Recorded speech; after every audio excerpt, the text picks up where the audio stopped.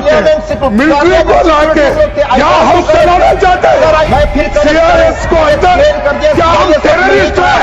ये पहले तो यहाँ के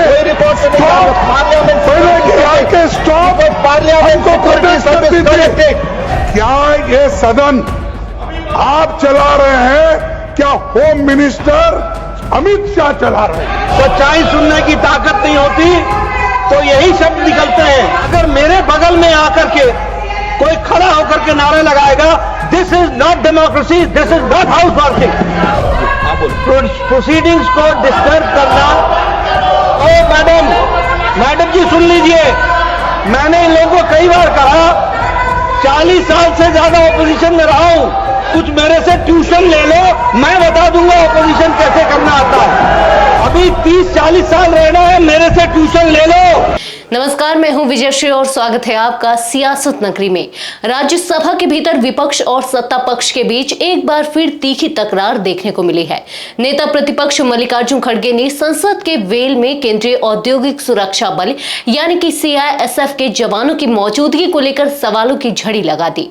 उन्होंने सीधे राज्यसभा के उप सभापति हरिवंश पर निशाना साधा और कहा, क्या विरोध करना अब उग्रवाद बन गया है? खड़गे ने सदन में जोरदार तरीके से अपनी बात रखते हुए कहा कि जब अरुण जेटली और सुषमा स्वराज विपक्ष में थे तब उन्होंने खुद कहा था कि विरोध करना लोकतंत्र की एक अहम प्रक्रिया है।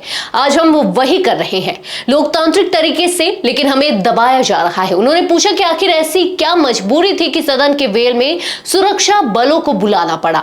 उन्होंने साफ तौर पर कहा कि हमने उप सभापति को चिट्ठी लिखी थी कि जब सांसद जनहित के मुद्दों पर विरोध कर रहे हैं तब सुरक्षा बलों का हस्तक्षेप बेहद आपत्तिजनक है। यह संसद की गरिमा को ठेस पहुंचाने वाला कदम है और इससे लोकतंत्र की जड़ें हिलती हैं। उप सभापति हरिवंश ने खड़गे के आरोपों पर प्रतिक्रिया देते हुए कहा कि ये बातें सदन के बाहर कही गई थी, उनका यहाँ कोई औचित्य नहीं है। लेकिन बात यही नहीं रुकी। केंद्रीय मंत्री किरेन रिजिजू ने भी खड़गे पर पलटवार किया और कहा कि विपक्ष हर मुद्दे पर सिर्फ हंगामा चाहता है।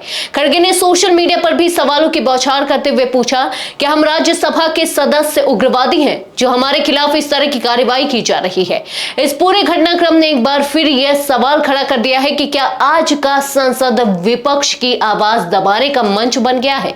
क्या सुरक्षा बलों की तैनाती विरोध को कुचलने का नया तरीका है?